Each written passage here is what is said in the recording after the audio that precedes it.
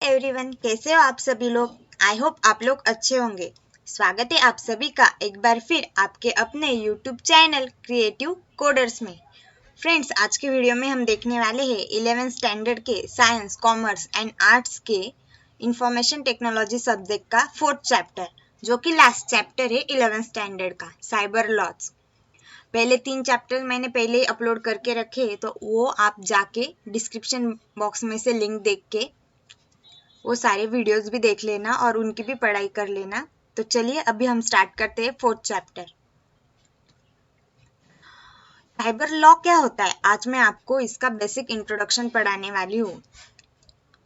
हमने बहुत सारे लॉ देखे कि ड्राइविंग के लॉ होते या फिर दूसरे लॉ होते। एक एजुकेशनल स्ट्रीम है पूरी लॉ की। तो अभी हम देखने वाले हैं साइबर लॉ। साइबर लॉ मतलब जो भी इंटरनेट पे जो कुछ टास्क होते उनसे रिलेटेड लॉज को साइबर लॉज कहते हैं। Today we use computers for sorting confidential data from various sectors such as banking, finance, health, personal property, etc. आजकल हम लोग हमारी कॉन्फिडेंशियल मतलब एटीएम कार्ड हो गया, हमारा पासबुक हो गया, या फिर कुछ भी पर्सनल डिटेल्स शेयर करते हम नेट पे एंड कंप्यूटर्स पे, लैपटॉप पे, मोबाइल पे सेव करते वो सब कुछ।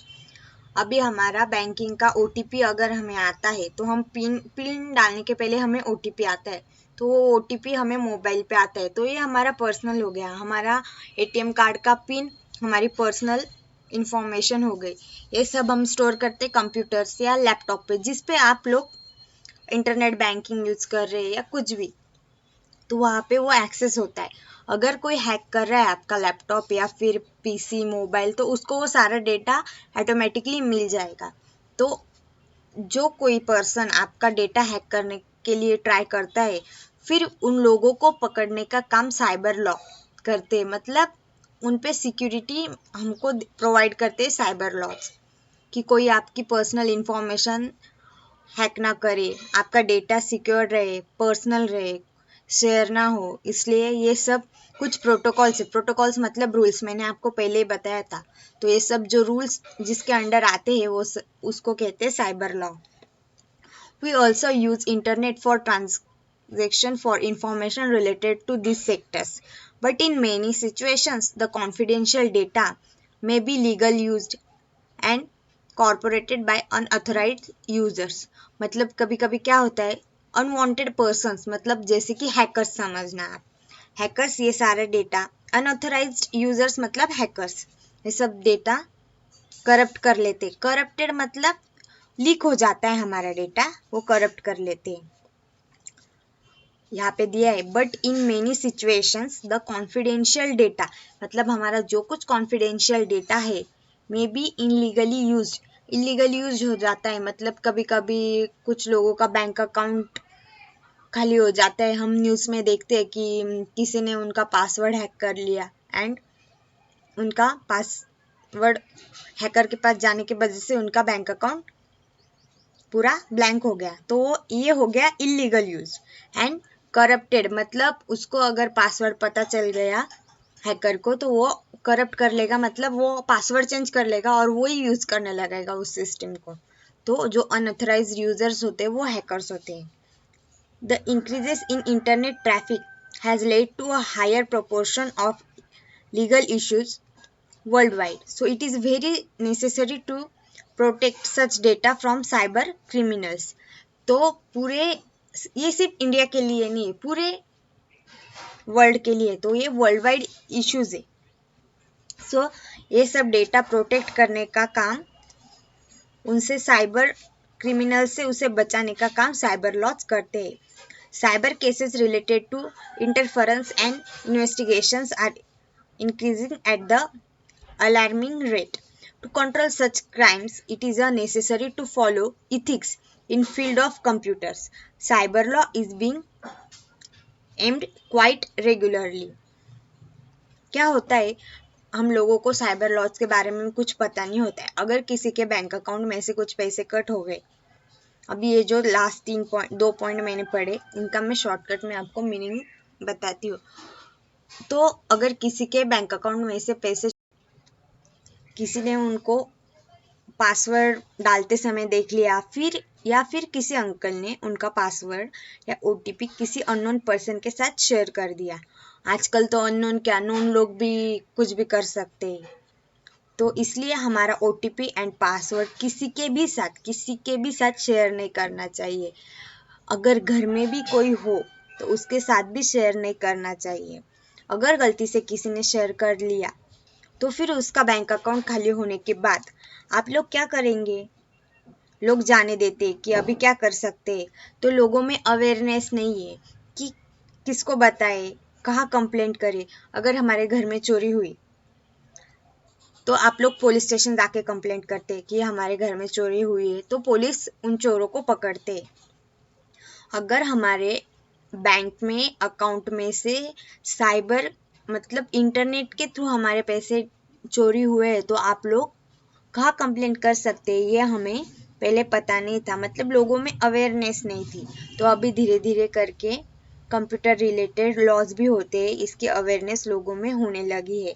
तो हमें जिन लोगों को पता नहीं है उनके साथ ये सारी इन्फॉर्मेशन शेयर करनी चाहिए। इसलिए ये गवर्नमेंट में सिलेबस में भी ऐड कर दिया है कि स्टूडेंट्स को पता चल सके, और वो हम अपने पेरेंट्स को या फिर हमारे जो भी रिलेटेड पर्सन्स होते हैं जिनको ये सब पता नहीं है उनके साथ इंफॉर्मेशन शेयर कर सके एंड अवेयरनेस स्प्रेड हो। Introduction to cyber law, this is our next point of this lesson. Cyber law is the area of law that deals with the internet's relationship to technological and electronic elements, including computers, software, hardware, and information system. That is IS. Cyber law एक area है law का जो कौन से चीज़ों पे law apply कर सकता है। तो वो है एक इंटरनल कनेक्टिविटी रहती है उनके, जैसे हमारा कंप्यूटर है तो उसमें हार्डवेयर एंड सॉफ्टवेयर दोनों रहते हैं, तो इन दोनों की इंटरनल कनेक्टिविटी हो गई, तो इन दोनों पे साइबर लॉ अप्लाई होता है, जो इंटरनली कनेक्टेड चीज़ें होती है उन पे। Cyber law the deals with the internet's relationship to technological and electronic elements, मतलब हमारा मोबाइल क्या हो गया, इलेक्ट्रॉनिक एलिमेंट हो गया, एंड वो टेक्नोलॉजी वाला भी है, तो ये दोनों मिला के टेक्नोलॉजिकल एंड इलेक्ट्रॉनिक एलिमेंट है। ये डेफिनेशन है साइबर लॉ की, आप अच्छे से नोटबुक में लिख लेना एंड लर्न करना। हमारा एमसीक्यू पेपर ऑप्शंस रहते हैं उसमें भी, या फिर वन वर्ड रहता है या सिंगल लाइन आंसर रहता है, कहाँ पे भी आपको साइबर लॉ की डेफिनेशन आ सकती है। तो साइबर लॉ कहाँ पे यूज होता है? Computer, software, hardware and information system. Cyber law is the part of the overall legal system that deals with the internet, cyberspace and their respective legal issues. तो cyber law कहाँ पे apply होता है? All, overall मतलब all legal system, जो कुछ legal documents या जो कुछ लीगल एरियाज होते हैं उन सब पे साइबर लॉ अप्लाई होता है। कौन से चीज़ों पे? With the internet, cyber space and their respective legal issues, मतलब इंटरनेट एंड साइबर स्पेस के सारे लीगल इश्यूज पे साइबर लॉ अप्लाई होता है। Cyber law covers a fairly broad area in composing several subtopics including freedom of expressions, access to and uses of the internet and online privacy. Cyber law आपको freedom provide करता है and online privacy भी provide करता है। मतलब अगर आपने कुछ शॉपिंग की ऑनलाइन, या फिर हमारे बिल्स रहते, रिचार्ज रहते, जो भी कुछ आप भरते हैं या फिर जो भी कुछ इंटरनेट एक्सेस करते हैं for transaction of money, to send your personal data, photographs etcetera, तो इन सब पे साइबर लॉ अप्लाई होता है। सिर्फ मनी पे होता है ऐसे नहीं, हमारा पर्सनल जो भी कुछ डेटा होता है उन पे भी एक, अगर किसी ने आपका मोबाइल हैक किया, आपका पर्सनल डेटा हैक हुआ है, तो भी आप साइबर लॉ में जाके, मतलब साइबर लॉ के अंडर आप कंप्लेंट कर सकते हैं। एडवांटेजेस ऑफ साइबर लॉ, ये देखने से पहले मैं आप लोगों को एक बात बताना चाहती हूँ। मैं कल से HTML के कोडिंग के एक्स्ट्रा टॉपिक्स कवर करने वाली हूँ, मुझे बहुत सारे बच्चों ने कमेंट किया कि एक्स्ट्रा HTML के कोड्स एक्स्ट्रा क्वेश्चंस चाहिए थे प्रैक्टिस के लिए स्टूडेंट्स को। तो मैंने जो टेक्स्ट बुक में 14 प्रोग्राम्स थे, हमारे 11th के टेक्स्ट बुक में बाल भारती के जो 14 प्रोग्राम्स थे, उनके अलग अलग से मैंने सारे एक एक करके वीडियोस डाल दिए थे। हर एक प्रैक्टिकल का अलग से मैंने वीडियो डाला था, हर एक प्रोग्राम का। तो वो एक वीडियो सीरीज मैंने HTML की पहले ही अपलोड करके रखी है, तो वो बेसिक आप देख लेना। एंड उसके बेस पे अगर आप लोगों को प्रैक्टिस के लिए और क्वेश्चंस चाहिए तो आप लोग मुझे कमेंट में बताना इस वीडियो के नीचे। तो मैं कल से एक नया सीरीज स्टार्ट करने वाली हूँ, जिसमें मैं उससे सिमिलर, मतलब आपको एग्जाम में आ सकते हैं ऐसे सिमिलर टाइप के HTML के और coding questions and with answer मैं आपको लाइव रन करके दिखाने वाली हूँ कि कैसे हमारा आज का टास्क कंप्लीट होने वाला है या फिर इसका आउटपुट क्या आएगा, मैं आपको लाइव रन करके दिखाऊंगी।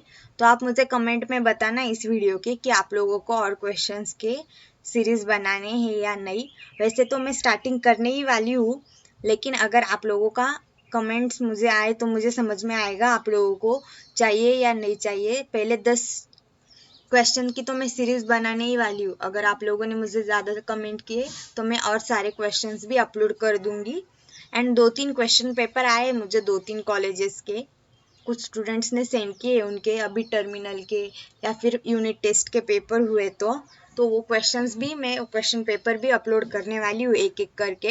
तो आप लोग मुझे कमेंट करना कि और कुछ चाहिए हो तो मैं वो अपलोड कर दूंगी वीडियो में।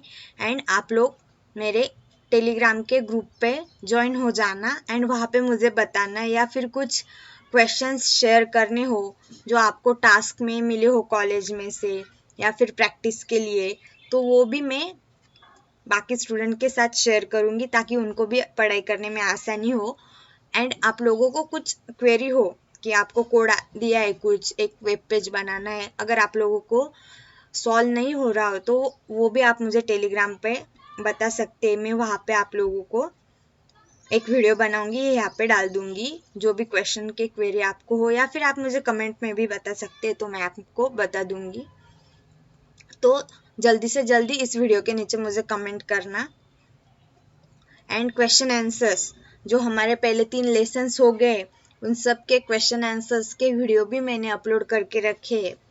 तो आज अभी इस वीडियो के आई बटन पे पहले लेसन का वीडियो एंड उसके क्वेश्चन आंसर्स का वीडियो की लिंक आपको देखने को मिलेगी, तो आप वहाँ से जाके देख सकते हैं। अगर आप लोग मेरे चैनल पे नए हैं या फिर अब तक मेरे चैनल को सब्सक्राइब नहीं किया है तो सबसे पहले जाके चैनल को सब्सक्राइब कीजिए एंड बेल आइकन को भी प्रेस करना बिल्कुल भी मत भूलना, ताकि आने वाले सारे वीडियो के नोटिफिकेशन आप लोगों तक तुरंत आ सके।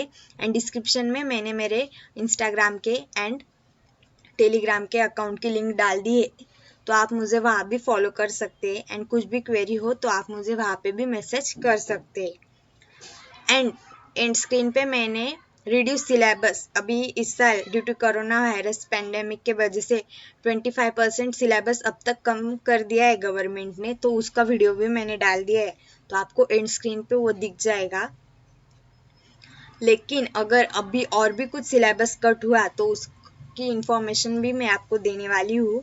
एंड पेपर पैटर्न का भी वीडियो मैंने डाल दिया है पहले ही कि आपका फाइनल का पेपर कैसा रहेगा या फिर मिड टर्म का पेपर कैसे रहेगा, तो वो दोनों वीडियो आप एंड स्क्रीन पे से देख लेना अगर आप लोगों ने अब तक देखी नहीं होगे तो अभी हम देखते हैं advantages of cyber law. The IT Act 2000 attempts to change outdated laws and provides ways to deal with cyber crimes. We need such laws so that, मतलब जो IT एक्ट है 2000 वो आउटडेटेड हो गया, अभी उससे ज़्यादा लोग स्कैम कर रहे, तो हमारा डेटा लीक हो रहा है या फिर हमारी प्राइवेसी खराब हो रही है, तो उससे एडवांस्ड, मतलब एडवांस कुछ अभी फैशन चेंज हो जाती है, कौन से भी टॉपिक पे हो, कपड़े हो या फिर कुछ भी, तो हमें नई फैशन आती है। तो ये लॉज भी पुराने हो गए थे IT एक्ट 2000 के, तो अभी न्यू लॉ, क्योंकि जैसे जैसे टेक्नोलॉजी बढ़ती है तो उसे क्रैक करने वाले लोग भी बढ़ते। अगर हमें नेट बैंकिंग की टेक्नोलॉजी मिली तो हैकर्स भी बढ़ गए, तो इसलिए उन पे भी ध्यान रखने के लिए हमें नए एडवांस लॉ चाहिए थे। People can perform transactions over the internet through credit cards without fear of misuse। मतलब लोगों को क्रेडिट कार्ड से ट्रांजैक्शन विदाउट टेंशन करते आना चाहिए। ऐसे किसी को टेंशन नहीं होना चाहिए कि अगर मैंने ट्रांजैक्शन किया तो कोई मेरा ओटीपी देखेगा, मेरा पासवर्ड देखेगा, फिर उसका मिसयूज करेगा या किसके साथ हमारी इंफॉर्मेशन शेयर हो जाएगी। ये सब टेंशन उस पर्सन को नहीं आना चाहिए। The IT Act offers the much needed legal framework so that information is not denied legal effect, validity or enforceability slowly to the ground that it is in the form of electronic records. In view of the growth in transactions and communications carried out through electronic records, the Act seeks to empower government departments to accept filling, creating and retention of official documents in the digital format। हमें ये सब legal documents की validity मतलब जो conditions है वो changes करने पड़े, और जो डॉक्यूमेंट बेस्ड सब कुछ था हमारा डेटा मतलब पेन पेपर बेस्ड, वो हमें इलेक्ट्रॉनिक रिकॉर्ड्स में कन्वर्ट करना पड़ा। तो नेक्स्ट पॉइंट में हमने यही देखा। ये लास्ट वाला पॉइंट बहुत इंपॉर्टेंट है। The Act seeks to empower government departments to accept filling, creating and retention of official documents। जो कुछ ऑफिशियल डॉक्यूमेंट्स है वो सब हमें डिजिटल फॉर्मेट में लाने पड़े। पहले आप लोगों ने देखा होगा कि सारा कुछ पेन पेपर बेस्ड था, लेकिन अभी डिजिटल हो गया है। अगर आपके कुछ डॉक्यूमेंट्स है तो आप भूल गए लेके जाना, तो आप ऐप पे से भी डॉक्यूमेंट्स एक्सेस करके दिखा सकते हैं। किसी को दिखाने हो अर्जेंट तो हमें पैसे भी ट्रांसफ़र कर सकते हैं नेट पे से, किसी के अकाउंट में ट्रांसफ़र करने हो, कहीं पे क्रेडिट कार्ड यूज़ करके आप पेमेंट भी कर सकते हैं। तो ये सब अभी डिजिटली होने लगा है, डॉक्यूमेंट लेस काम चलने लगा है अभी। The IT Act has also proposed a legal framework for the authentications and origin of electronic records communications through digital signature। अभी डिजिटल सिग्नेचर एक न्यू सिक्योरिटी पर्पजली ऐड होने लगा है कि ताकि मिसयूज ना हो हमारी इंफॉर्मेशन का, एंड रिकॉर्ड्स सेफ रहे, मेंटेन रहे। इसलिए ये IT एक्ट के अंदर न्यू लीगल फ्रेमवर्क सेटअप हो रहा है डिजिटल सिग्नेचर का। तो आप लोगों को वीडियो कैसा लगा मुझे कमेंट करके ज़रूर बताना, एंड वीडियो को लाइक शेयर एंड सब्सक्राइब करना, चैनल को बिल्कुल भी मत भूलना, एंड आपके ज़्यादा से ज़्यादा दोस्तों के साथ वीडियो को शेयर करना। आप लोग वीडियो देख लेते और छोड़ देते, वीडियो को लाइक एंड कमेंट किया कीजिए ताकि मुझे समझ में आए आप लोगों को वीडियो कैसा लगा। Thank you. नेक्स्ट वीडियो में हम नेक्स्ट पार्ट पढ़ेंगे, एंड मैं कल से HTML की नेक्स्ट सीरीज भी अपलोड करने वाली हूँ। तो आप लोग प्रैक्टिस करते रहना HTML की कोडिंग की, वो आप लोगों को 11th में ही नहीं 12th में भी काम आने वाली है, क्योंकि 12th स्टैंडर्ड का फर्स्ट लेसन ही HTML की कोडिंग का है। तो आप लोग 12th में भी होंगे या फिर 11th में भी जो स्टूडेंट्स है उन दोनों के लिए मैं सीरीज अपलोड करने वाली हूँ। तो अगर आपके कोई 12th के फ्रेंड्स होंगे तो उनके साथ भी आप ये शेयर कर सकते हैं।